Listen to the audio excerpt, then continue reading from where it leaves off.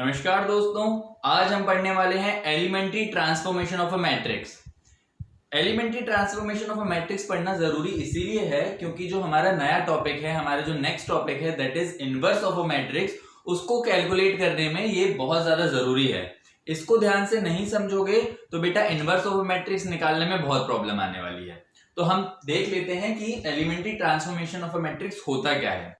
तो elementary transformation जो है वो बेसिकली 6 ऑपरेशंस हैं। एक्चुअली होते 3 ऑपरेशंस हैं लेकिन बोले 6 जाते हैं। ऐसा क्यों? ऐसा इसलिए क्योंकि 3 ऑपरेशन हम रोज पे लगाते हैं और वही सेम 3 ऑपरेशन हम कॉलम पे लगाते हैं। तो हमें पढ़ना 3 होते हैं और उन्हीं 3 ऑपरेशन को हम रोज में भी लगा सकते हैं और कॉलम्स में भी लगा सकते हैं, इसलिए टोटल मिला के 6 ऑपरेशन हो जाते हैं। तो बात करते हैं कि पहला ऑपरेशन क्या है, इंटरचेंजिंग रोज और कॉलम ऑफ अ मैट्रिक्स। इसका मतलब क्या होता है, अगर हमारे पास कोई मैट्रिक्स है तो उसकी कोई भी रो या कोई भी कॉलम आपस में इंटरचेंज किए जा सकते हैं।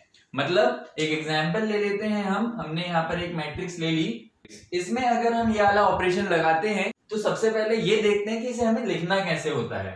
मान लेते हैं हम रो 1 और रो 3 को इंटरचेंज कर रहे हैं, तो हमें लिखना होता है रो 1 इंटरचेंजेस विद रो 3, मतलब डबल साइडेड एरो से रिप्रेजेंट करना है।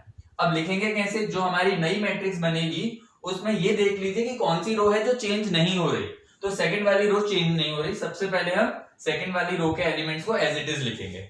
उसके बाद 1 और 3 आपस में इंटरचेंज हो रही है, मतलब थर्ड वाली रो की जगह पर फर्स्ट वाली रो लिखेंगे और फर्स्ट वाली रो की जगह पर थर्ड वाली रो लिखेंगे। मतलब 12, 15 और 3 ऊपर चला जाएगा और 1, 5 और 3 नीचे आ जाएगा। राइट, ये हो गई हमारी रोज इंटरचेंज। बहुत ही सिंपल सा ऑपरेशन है। यही ऑपरेशन हम कॉलम में भी लगा सकते हैं, वो भी करके देख लेते हैं। मान लेते हैं मैं कॉलम 1 और कॉलम 2 को आपस में इंटरचेंज कर रहा हूं, तो हमारी जो नई मैट्रिक्स बनेगी बेटा उसमें ये देख लो कौन सा कॉलम चेंज नहीं हो रहा है। तो थर्ड वाला कॉलम चेंज नहीं हो रहा, तो इसके एलिमेंट्स हमने एज इट इज लिख लिए। और अब 1 और 2 के कॉलम के एलिमेंट्स को इंटरचेंज कर देंगे, मतलब 5, 8 और 1 को पहले लिख दीजिए और 1, 6 और 12 को बाद में लिख दीजिए। राइट, इस तरीके से हम ये वाला ऑपरेशन लगा सकते हैं। अब हम देखते हैं हमारा second operation, that is multiplying elements of a row और column of a matrix by a non zero number. मतलब अगर हमारे पास कोई मैट्रिक्स है तो उसकी किसी भी रो को या किसी भी कॉलम को हम एक नॉन जीरो नंबर से मल्टीप्लाई कर सकते हैं। नॉन जीरो मतलब बस जीरो नहीं होना चाहिए, बाकी कोई भी नंबर हम ले सकते हैं। फिर से हम एग्जांपल ले लेते हैं, एक मैट्रिक्स ए। अब हमने एक मैट्रिक्स ले ली है, इसमें हम यही वाला ऑपरेशन अप्लाई करेंगे। तो सबसे पहले बात आती है कि इसको हमें मैथमेटिकली लिखना कैसे होता है। इसको हम सिंगल एरो से डिनोट करते हैं।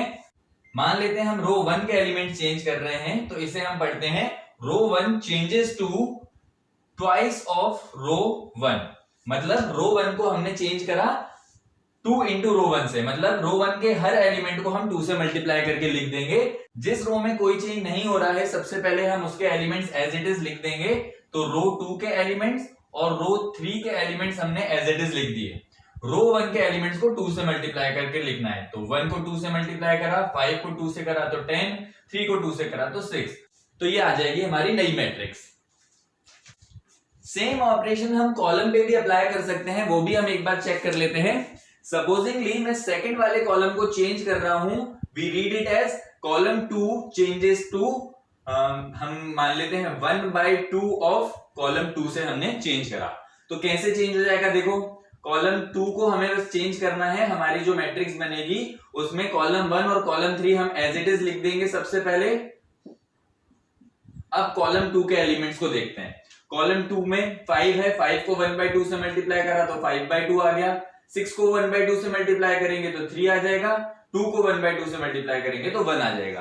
तो ये हमारी नई मैट्रिक्स बन जाएगी। आई होप ये ऑपरेशन क्लियर होते जा रहे हैं आपको। अच्छे से पढ़ लेना, अच्छे से समझ लेना, क्योंकि ये सारे ऑपरेशंस हम इनवर्स ऑफ अ मैट्रिक्स में यूज करने वाले हैं। आगे देखते हैं हमारा थर्ड ऑपरेशन।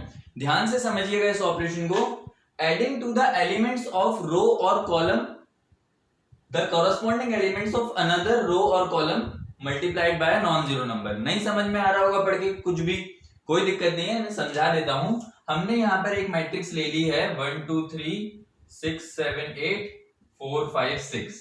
ठीक है, ये हमारी एक मैट्रिक्स है। इस मैट्रिक्स की किसी भी रो में मैं दूसरी रो के एलिमेंट्स को ऐड कर सकता हूं। ठीक है, देखते हैं ये ऑपरेशन कैसे कैसे हो सकता है। पहला ऑपरेशन अगर मैं करके बताऊं तो रो 1 को चेंज कर रहे हैं हम रो 1 प्लस रो 2 में, राइट। मतलब रो 1 के एलिमेंट्स की जगह हम इन दोनों के सम के एलिमेंट्स को लिख सकते हैं। अब लिखना कैसे है मैं पहले भी बता चुका हूं, जो रो चेंज नहीं हो रही उनके एलिमेंट सबसे पहले लिख लो। तो रो 2 और रो 3 में कुछ चेंज नहीं हो रहा, सबसे पहले लिख डालते हैं उनके एलिमेंट्स। ठीक है, इसके बाद रो 1 में हम 1 और 2 के एलिमेंट्स ऐड करके लिख रहे हैं, मतलब 6 और 1 को ऐड करके 7 लिखा, 7 और 2 को ऐड करके 9 लिखा, 8 और 3 को ऐड करके 11 लिखा। तो this is one example of this operation. या फिर इसमें हम जो ऐड कर रहे हैं रो, उसको किसी नॉन जीरो नंबर से मल्टीप्लाई करके भी लिख सकते हैं। एग्जांपल देख लेते हैं, row 2 changes to row 2 plus twice of R1।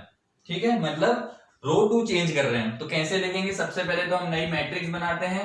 नई मैट्रिक्स में कौन सी रो चेंज नहीं हो रही, अच्छा ये ऑपरेशन हम कर चुके थे यहां पर। अब हम नई मैट्रिक्स बना रहे हैं तो इसमें हम सिर्फ रो 2 को चेंज कर रहे हैं। रो 2 को चेंज कर रहे हैं मतलब रो 1 और रो 3 एज इट इज लिखी रहेंगी, लिख देते हैं सबसे पहले। ठीक है, अब रो 2 में हम क्या लिख रहे हैं, रो 2 के एलिमेंट्स में हम ऐड करेंगे ट्वाइस ऑफ रो 1 के एलिमेंट्स। तो ट्वाइस ऑफ रो 1 के एलिमेंट्स क्या हो जाएंगे, यहां रफ में लिखूं 1 into 2 is 2, 2 into 2 is 4, 3 into 2 is 6। ये आ गया ट्वाइस ऑफ रो 1 के एलिमेंट्स। इसमें हम क्या ऐड करेंगे, रो 2 के एलिमेंट्स। रो 2 मतलब 6, 7 और 8, रफ में करके बता रहा हूं मैं। इनको ऐड कर हमारी रो 2 बन जाएगी, मतलब 6 और 2 is 8, 7 and 4 is 11, 8 and 6 is 14। इस तरीके से हमें ये ऑपरेशन करना है, बिल्कुल भी कॉम्प्लिकेटेड नहीं है, इजी है। अभी जब हम क्वेश्चंस करेंगे तो आपको और क्लियर हो जाएगा, फिलहाल घबराने की कोई जरूरत नहीं है। अच्छा, यही सेम ऑपरेशंस हम कॉलम में भी लगा सकते हैं, तो आई होप आपको कॉलम बन जाएगा।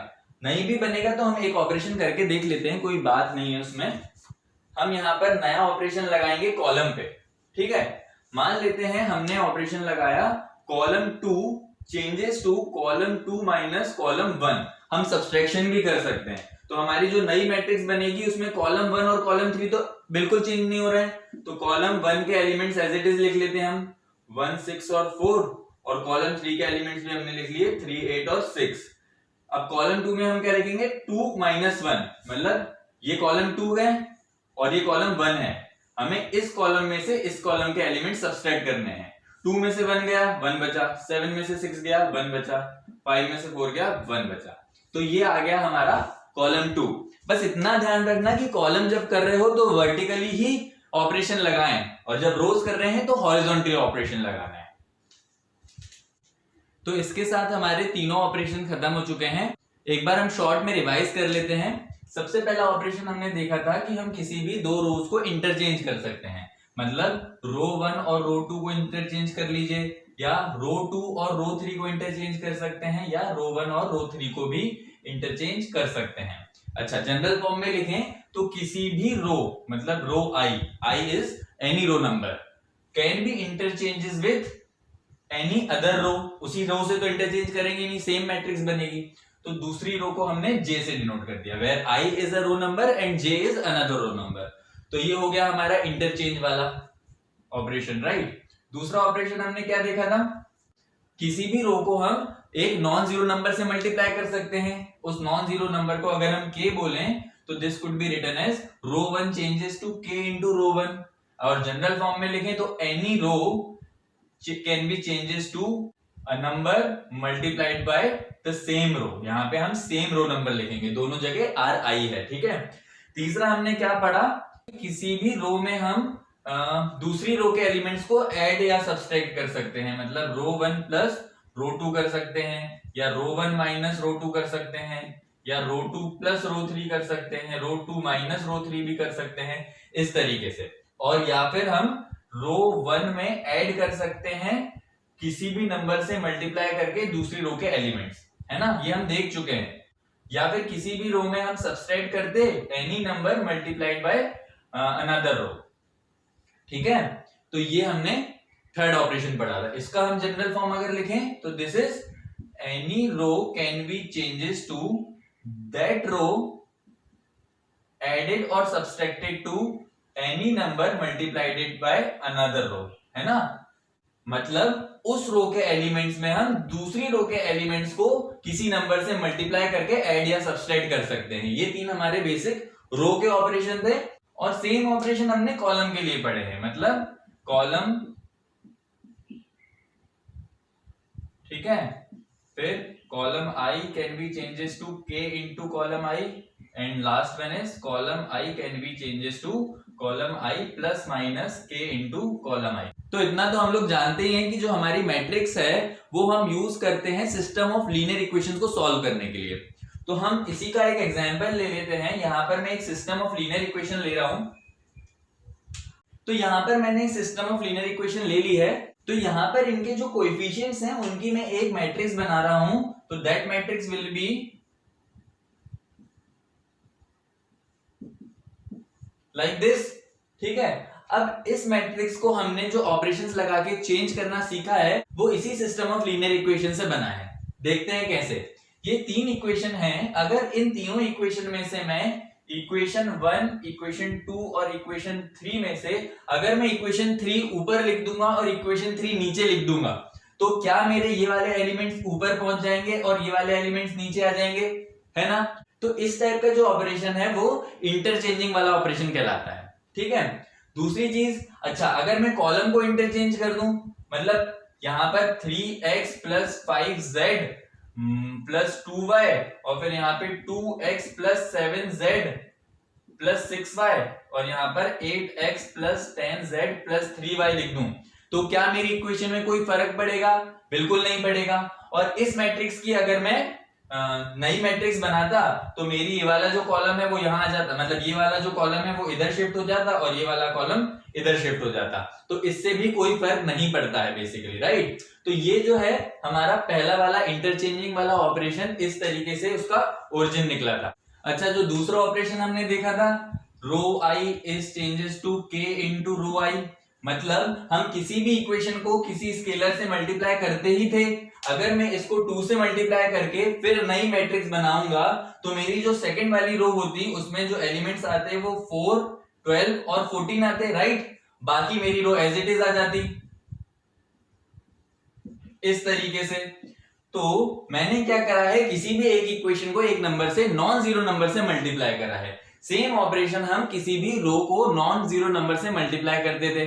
तो ये वाला जो ऑपरेशन है उसका ओरिजिन इस तरीके से निकला है। और लीनियर इक्वेशन में हम किसी भी दो इक्वेशंस को ऐड या सब्सट्रैक्ट करते थे, उसी से हमारा ऑपरेशन निकला है row 1 can be changes to any row plus minus another row, right. और इसमें हम किसी भी नॉन जीरो नंबर से मल्टीप्लाई करके भी ऐड और सब्सट्रैक्ट कर सकते हैं। तो बेसिकली जो ओरिजिन है एलिमेंट्री ट्रांसफॉर्मेशन ऑफ मैट्रिक्स का, वो सिस्टम ऑफ लीनियर इक्वेशन को सॉल्व करने के तरीके से ही निकला है, ठीक है। तो आई होप आपको ये समझ में आ चुका होगा। हम हमारे नेक्स्ट वीडियो में बात करेंगे इनवर्स ऑफ मैट्रिक्स की। अगर ये वीडियो पसंद आया है तो लाइक करना मत भूलना। जल्द मिलेंगे नए वीडियो के साथ, तब तक के लिए गुड डे।